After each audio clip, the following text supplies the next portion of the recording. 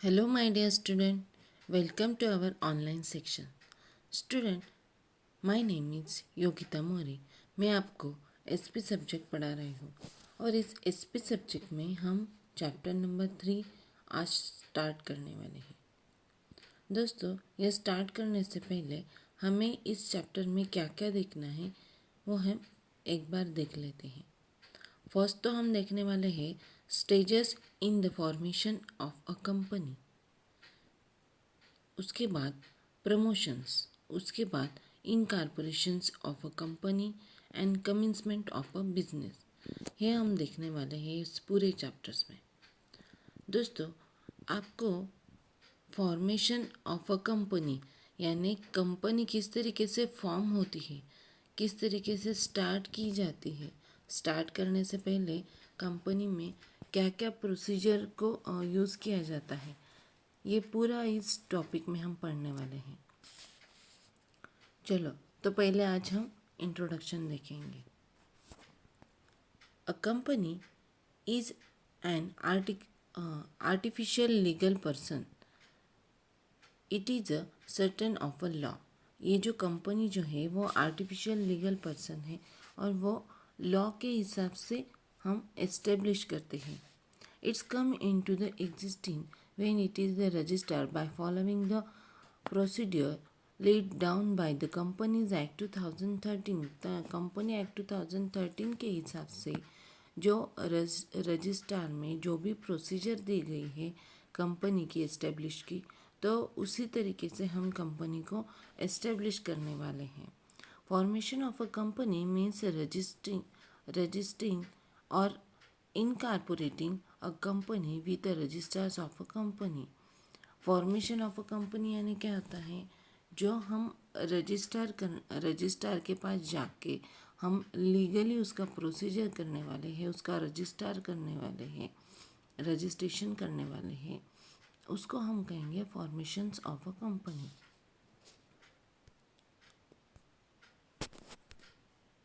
आगे हम देखेंगे based on minimum members. Company तो हमको पता चल गई कि किस तरीके से हमें वो रजिस्ट्रेशन, पहले तो उसका रजिस्ट्रेशन किया जाता है, वो भी रजिस्ट्रार ऑफिस के पास, यानी आरओसी हम उसको शॉर्ट में बोल सकते हैं, रजिस्टर ऑफ कंपनीज यानी आरओसी. ये जो है तो वो authorise as the company act which is can be incorporate companies. तो ये जो है वो रजिस्ट्रेशन करनी पड़ती है. उसके बाद किस तरीके की कंपनीज होती हैं वो हम देखेंगे. कंपनी के यहाँ पे उन्होंने types of a company based on a minimum numbers of promoters, यानी कितने प्रमोटर्स कंपनी को चाहिए होते हैं. हम देखेंगे यहाँ पे पब्लिक कंपनी हो तो मिनिमम 7% वहाँ पे प्रमोटर्स होने चाहिए, यानी 7% वहाँ पे पार्टनर जो हम कहेंगे तो वो 7 होने चाहिए, मिनिमम 7. और फिर प्राइवेट कंपनी में मिनिमम 2% और जो ज़्यादा से ज़्यादा पर्सन जो होते हैं प्रमोटर्स जो होते हैं वो हम अनलिमिटेड ले सकते हैं. पब्लिक कंपनी में मिनिमम 7 और ज़्यादा से ज़्यादा 200 तक हम ले सकते हैं. प्राइवेट में मिनिमम 2 और उसके बाद अनलिमिटेड पर्सन हो सकते हैं. 1% कंपनी जो होता है तो वहाँ पे मिनिमम 1 ही पर्सन होता है. प्रमोटर जो होते हैं वो 1 ही होते हैं, ज़्यादा हम यहाँ पे नहीं ले सकते क्योंकि उसका नाम ही 1% कंपनी है. उसके आगे हम देखेंगे based on the capital structure. Capital structure किस तरीके का होता है कंपनी का, वो भी यहाँ पे रजिस्टर जब करते हैं हम कंपनी, सेक्शन 3/2 इसमें दिया गया है कि कंपनी रजिस्टर करते समय उसका कैपिटल स्ट्रक्चर किस तरीके का होना चाहिए. पहला तो उसका company limited by shares. In this company capital is collected by issuing shares and the liabilities of the members it is limited. यानी यहाँ पे जो शेयर्स लेते हम कलेक्ट करते हैं उस तरीके से ही उन जो पर्सन्स होते हैं, जो प्रमोटर्स होते हैं, उनकी उतनी लाइबिलिटीज़ होती हैं. To the existence of unpaid parts of face value of share both by them. यानी उनको जब फेस वैल्यू देनी जो कलेक्ट करते शेयर उसमें का फेस वैल्यू भी देना पड़ता है, और जो बाकी के जो होते हैं एग्जिस्टिंग के समय, तो बाकी के जो लाइबिलिटीज़ होती हैं, तो जो भी प्रमोटर्स होते हैं उनको वो पे करनी पड़ती हैं, यानी कि उनका जो रेशो होता है उस तरीके से वो पे करनी पड़ती हैं। Second, company limited by guarantees. In this company, its members have a guarantee to contribute certain amounts of money either to the assets of a company at the time of winding up or toward the cost of winding up by the company. यानी जो भी guarantors होते हैं उनका contribution जितना होता है उस सर्टेन अमाउंट जो होती है उसकी जब जो भी एसेट्स होती है, तो जब वाइंड अप के समय कंपनी के प्रमोटर्स के पास पैसे नहीं होते हैं, लिमिटेड मनी होता है, तो वो एसेट बेचकर अपना वो जो भी लाइबिलिटीज़ होती है तो वो पे कर सकते हैं। ये यहाँ पे बताया गया है। आगे हम देखेंगे unlimited liability company. In this company the liability of its member is unlimited. उनकी जो लाइबिलिटीज़ होती है वो अनलिमिटेड होती है। The members are liable to the whole's amount of company debts और लाइबिलिटीज़। यानी जो यहाँ पे कंपनी की जो लाइबिलिटी होती है वो अनलिमिटेड होती है, तो उस हिसाब से जितने भी मेंबर्स होते हैं तो वो अपने अपने जो भी अमाउंट्स होते हैं उसके ऊपर वो लायबल होते हैं, तो उनको वो कंपनी को वो पे करनी पड़ती है। वाइंड अप के समय होल अमाउंट पे करनी पड़ती है। आगे हम देखेंगे stages in the formation of a company. यहाँ पे कुल मिलाकर 3 स्टेजेस बताए गए हैं। फर्स्ट जो है वो promotion, second incorporation of a company, and third commencement of a business. ये जो थर्ड स्टेजेस बनाए गए हैं कंपनी को फॉर्म करते समय, इन 3 स्टेजेस में से जाना पड़ेगा। तो उस 3 स्टेजेस में जाने से पहले हम देखेंगे कि कौन कौन से कौन कौन सी कंडीशन उन कंपनी को अप्लाई करनी पड़ती है। तो हम देखने वाले हैं कंपनीज एक्ट 2013 सेक्शन 3(1) के हिसाब से हमें जो कंडीशंस है वो अप्लाई करने पड़ेंगे। फर्स्ट यहाँ पे कंडीशन बताई गई है उन्होंने कि a company shall be form for any lawful purpose. जो कंपनी जो होती है वो स्टार्ट करने से पहले वो पूरी फुलफिल लॉफुल पर्पस उनका होना चाहिए।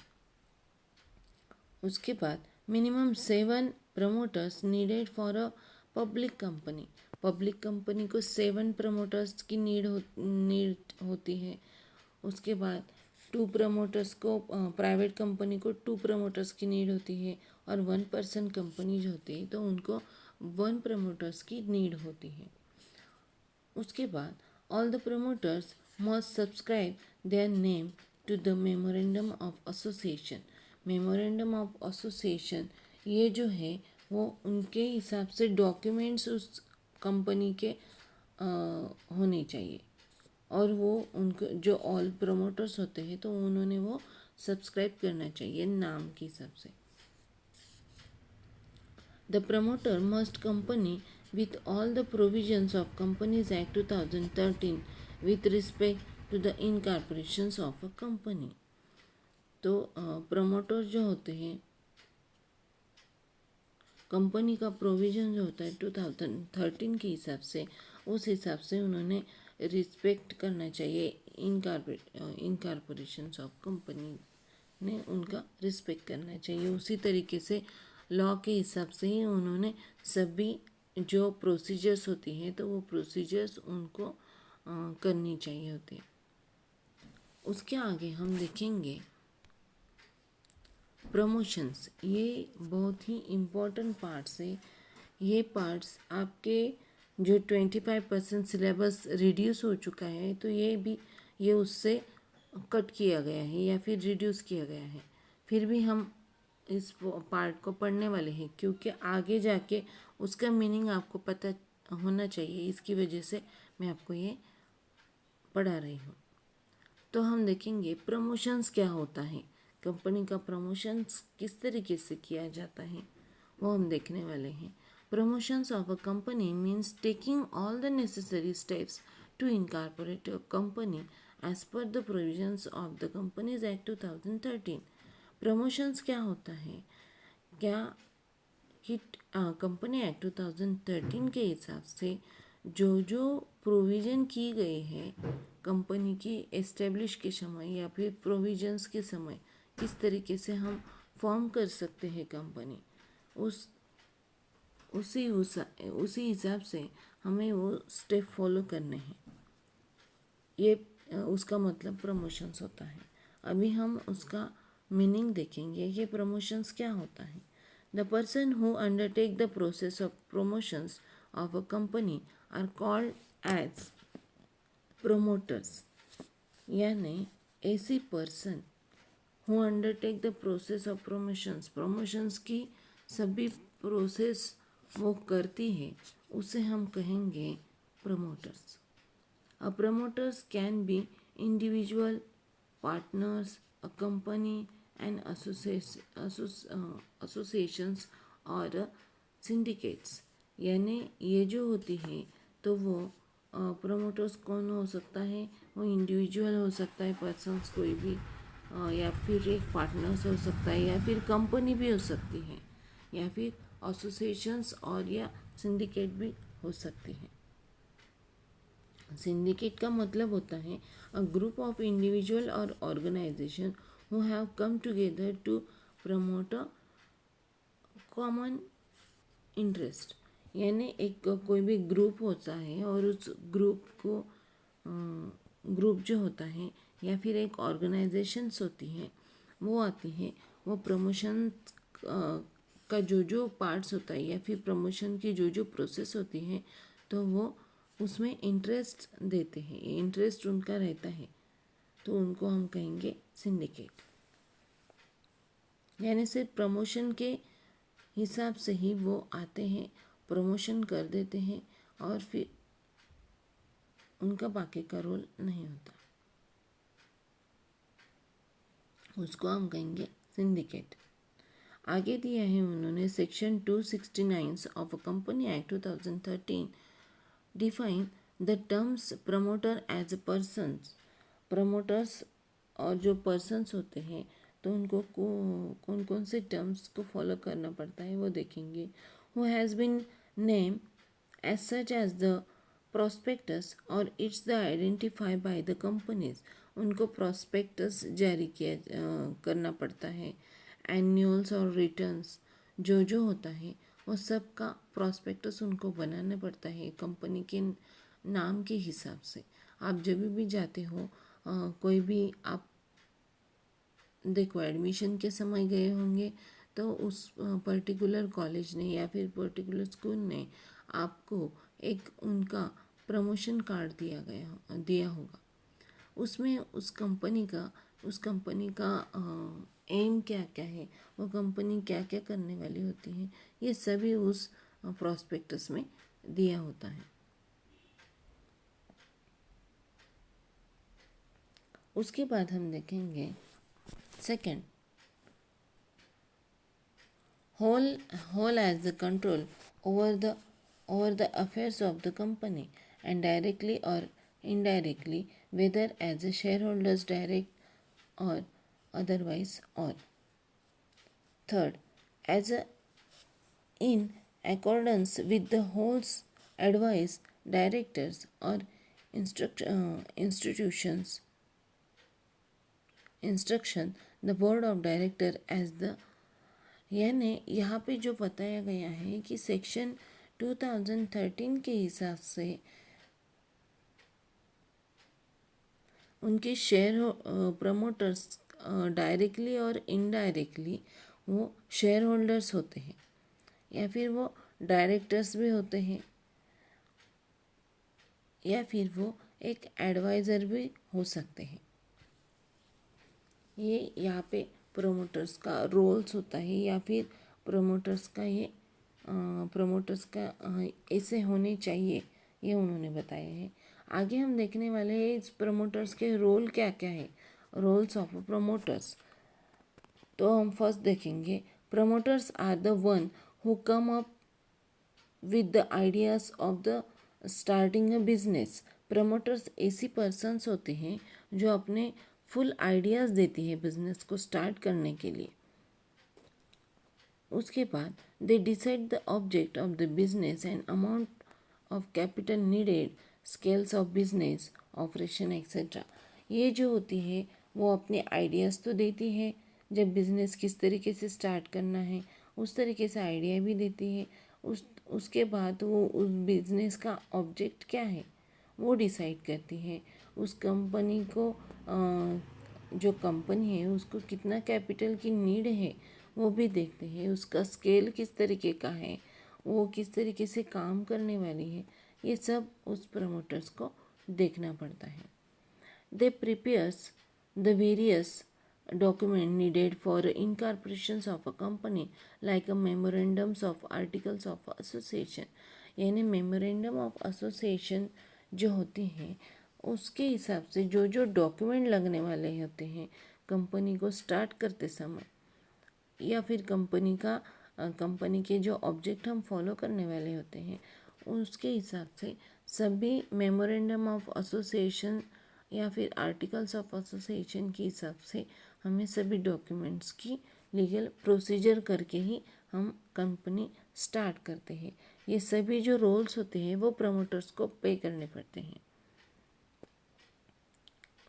Approach the inventors for a collecting Capitals for the company.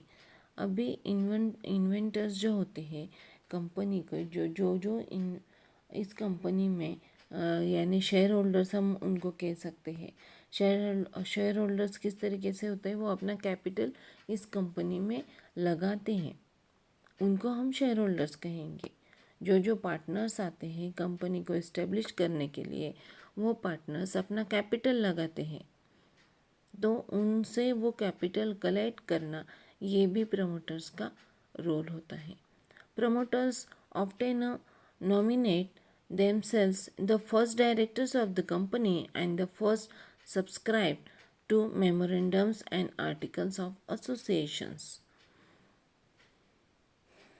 वो डायरेक्टर्स का भी फर्स्ट डायरेक्टर जो होते हैं उनका नॉमिनेशंस करते हैं या फिर उनको वो प्रमोट करते हैं, या फिर प्रमोटर्स जो होते हैं तो वो डायरेक्टर्स भी हो सकते हैं, या फिर आपको मैंने बताया कि वो इंडिविजुअल कोई पर्सन भी हो सकता है, या फिर पार्टनर्स या फिर कंपनी या फिर सिंडिकेट कोई भी एसोसिएशंस हो सकती हैं। The promoters can either into the contact with the third parties or behalf of the purpose of companies, they contract all the pre-incorporation contract और preliminary contract। यानी हमें क्या करना पड़ता है प्रमोटर्स को सभी जो जो पार्टनर्स है उनको हमें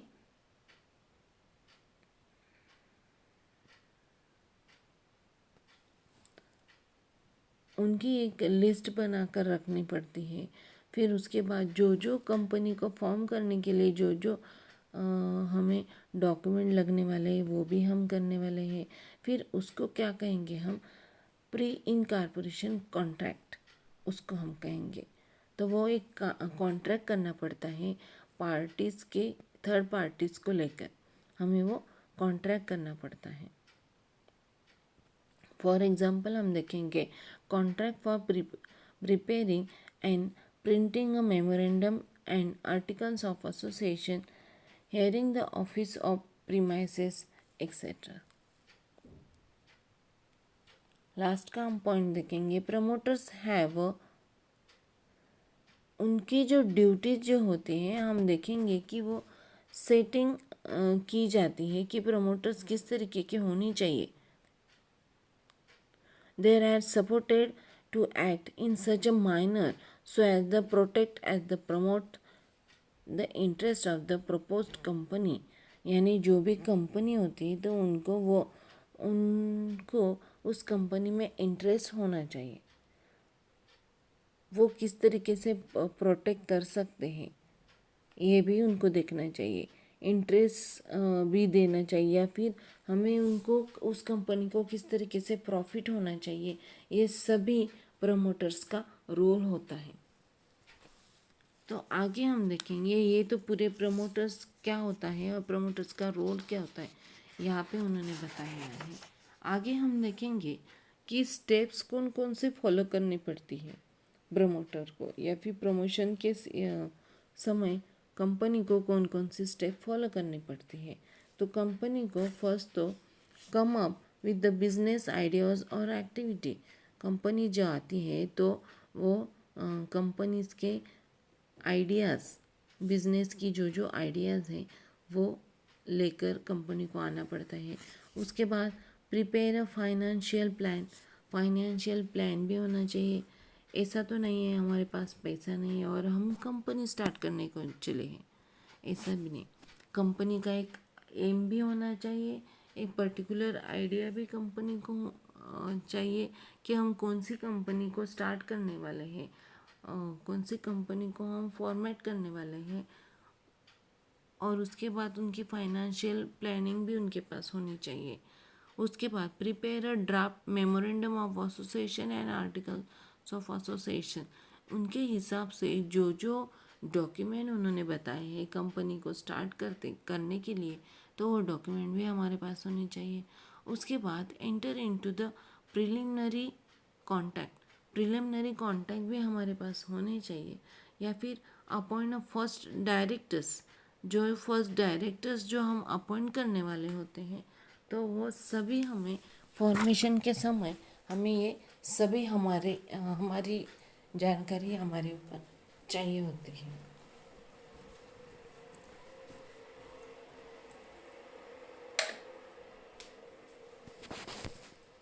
उसके बाद हम देखेंगे